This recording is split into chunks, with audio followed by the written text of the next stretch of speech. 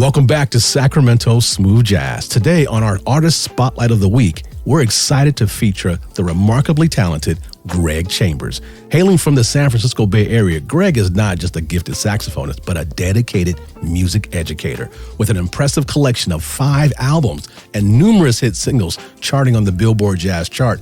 Greg's collaborative spirit shines through in his work with industry greats like Adam Hawley, Jonathan Frinson, and Grammy winner Paul Brown, among others. Greg's journey extends far beyond contemporary jazz.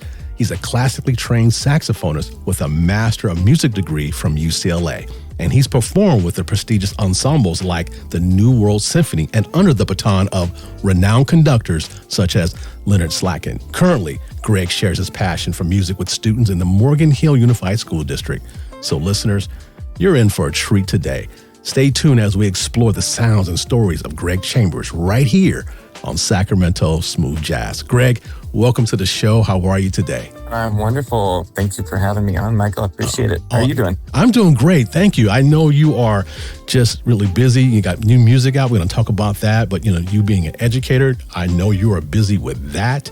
Let's take it back, when it comes to the saxophone. You play with passion, and, I've had the ability to see you in person, and you are just very passionate in your work and being classically trained. How did this all begin? Take us to the beginning. Why the saxophone? Well, my parents were musicians. So my mom was a flute player. My dad was a clarinet and saxophone player. They both still play. Nice. And, growing up, it was just, you're doing band.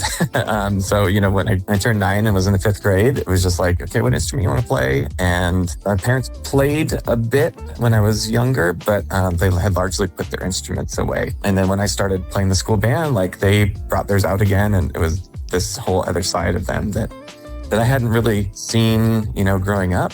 Just snippets of, for the most part, but not really seen regularly. And then they started playing in, local groups and musical theater, and seeing them and the joy that they had going to make music with other people kind of made me want to be able to keep up. And that was definitely fuel for me to go and practice myself. Nice. So.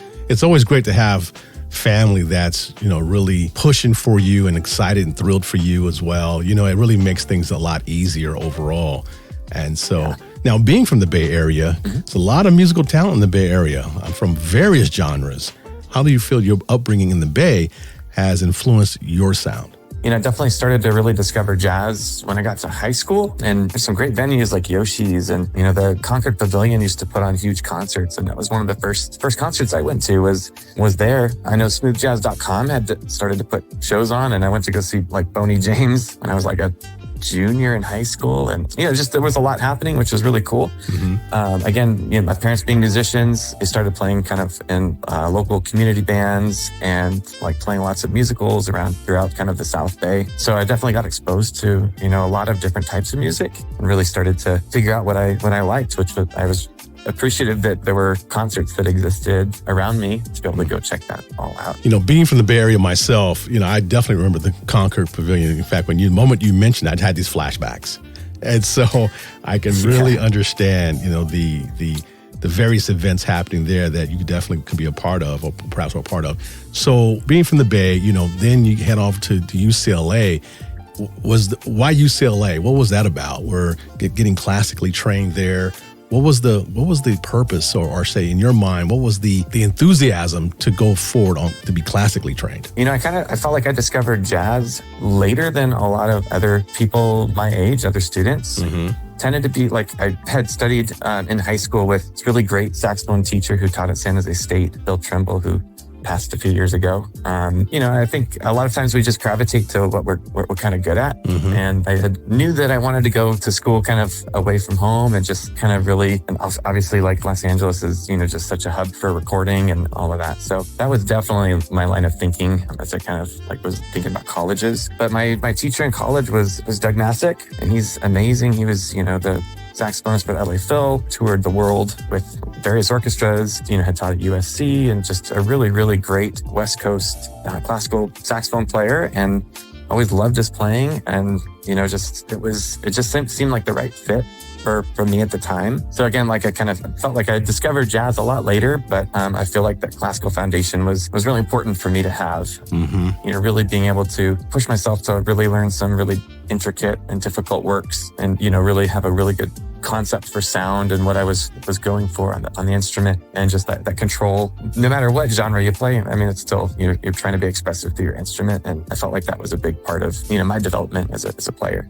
I've listened to a number of artists talk about their classical training and how it's taken them further into the genres. They have a lot more depth and what they can bring to the table as a result of that. And so I would encourage folks who are considering, to take a deeper dive and get some additional training. And that classical, I think is a lot more beneficial than what people really understand, I feel. Yeah, absolutely. It definitely will push you as a musician in all the right ways. It's important for sure. Now, as an educator, you have students that you're dealing with, you being a professional artist, and how does that work out when, I'm sure you don't just tell the students, hey, my name is such and such, and I'm a professional. Students these days just figure things out. So I'm sure in the classroom, how's that come to be? The parent or a parent or a student, they kind of figure out on their own that you have 5 albums out there.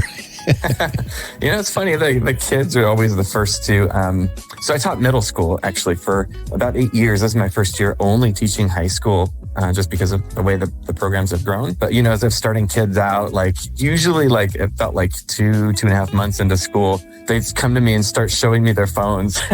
Is this you? What? So it's pretty cool. I try to, when I'm teaching, it's not the Greg Chambers show. I think really great teachers in lots of ways really try to empower their students and take themselves a little bit out of the equation as much as they can. So definitely, it's funny though, the kids are the ones to find it. And it's funny, even funnier that one of the first things they seem to always find is this kind of parody 80s music video that I had done. Oh, wow. Back in 2011, and I'm wearing a purple wig, and and it becomes a thing amongst my kids, but it's really cool. It makes me feel really good as a teacher that the kids are motivated to kind of learn more about the people they're around, and I think they feel really inspired knowing that there's musicians around them that are really kind of making it happen. So I'm sure the parents who are familiar with your work are have an extra sense of pride knowing that their kids are being taught by you. I know I would feel a sense of pride, wow, Greg Chambers is my child's teacher. I would feel very proud of that. Yeah, I mean, I'm sure, absolutely. Again, I definitely am. I'm lucky to teach where I do. I feel like the parents are really invested in their kids, and I feel very supported. Definitely a two-way street, but yeah, I'm assuming they probably feel that way too. So now, moving away from music just for a moment, I want to talk about you as the person. What do you like to do away from music? Well, I mean, these days I've got 2 young kids, ages 2 and 6. So, I mean, every moment that I can, I'm really trying to spend time with them, and because I know that things change so fast and they grow up, and so for me, it's really trying to maximize the time that I have with my young kids and my wife. They grow up fast. I have 2 adult children. And so I'm applauding you, sir, giving you the blessing, hey, have fun with that. But yeah, that's great to spend some time with family. And I'm sure, I'm thinking out loud here. Have you thought of any songs that, as a result of your kids, inspire you to write a particular song or anything like that? Is that going on in your studio? Just thinking out loud here. Yeah, a little bit. Yeah, for sure. I definitely play a lot for them at home too, which is really cool. I do. And my son's kind of getting to an age where he can really articulate what he likes and whatever. And it's really cool. Actually just the other day, we're listening to Watercolors and my tune came on and he was like, "This is you, Dad." And he's all excited. And that to me is just the best. It means something to me, but to have it also be something that he's excited about is really, really cool. So nice. So with 2 small kids, I'm sure your travels you really are paying attention to your travels as well when it comes to your events. Or do you bring them with you whenever possible? Some of the local ones, yeah. We played actually in your town, Sacramento. Mm-hmm. We played a show about 2 years ago, and I brought the whole family. My son was 4 at the time, and our daughter was just 7-8 months old. And yeah, no, I brought the kids to that one. It depends on where it is, obviously, but yeah, when I can, I try to. Nice indeed.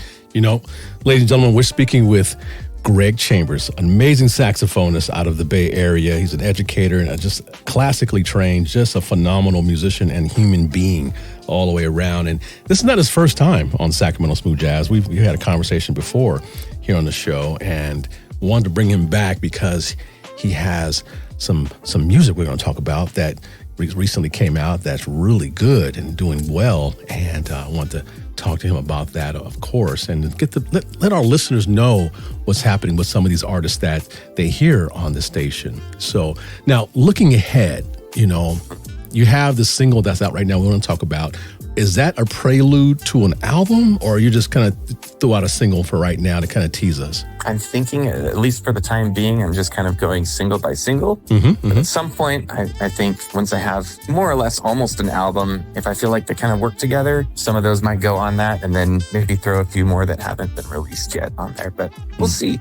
Okay. Yeah, I'm not sure myself. Right. I understand. Now, how can our listeners connect with you online? Social media, websites? What do you gravitate to? I have a website, so gregchambersmusic.com. I'm on Facebook quite a bit and somewhat on Instagram, but mostly on Facebook. But I have an artist page and then a personal page, and I do connect with fans on both. So yeah, my artist one is Facebook /Greg Chambers Music. And the other one, you just search my name, you'll probably see me as well. So great. Yeah, those two platforms. Great. Greg Chambers. Now, before we go, you have a brand new track that's out, Just Feels Right, with Carol Albert. And I want our listeners to hear that, but I like them to know some things about that track. What inspired it? What can you tell us that's not on the credits? What inspired? What was the background behind it? What was the motivation? Give us some insight. Well, so I live in a beautiful little town south of San Jose called Morgantown. And we were just out eating dinner one night in the summer. And actually my wife's parents live right next to us too. And anyways, I got a phone call that smoothjazz.com has their car parked right there because I know they live in the Monterey area. And so I was already kind of working on a tune and just like, it was just a beautiful night. I had my kids with me. We're just out taking a walk. And, I already had this kind of idea for a tune, but just like kind of looking around, just like all these things just felt like they were going right. And just a really nice night. And it was nice to see Sandy as well. So just kind of all of that kind of went into the melody creation. And yeah, it had worked with Roberto Valli on a number of occasions, and he has been working a lot with Carol Albert. So we just kind of hit it off really quickly and had worked with Huge Groove on the previous track that went to radio earlier in the summer, and really have always just been a fan of his. And like, he did some amazing mixing the first time around. So wanted to have him be a part of that as well. So to me, the title just kind of embodies just like having really great people around you and just like serendipitous kind of things happening. So, and Just Feels Right was birthed and featuring Carol Albert. And ladies and gentlemen, you get to hear it right now on Sacramento Smooth Jazz. Greg, thank you for hanging out with us today. I am grateful, and I'm sure our listeners are as well. Well, thank you so much. I appreciate being on, and thanks for having me too, Michael.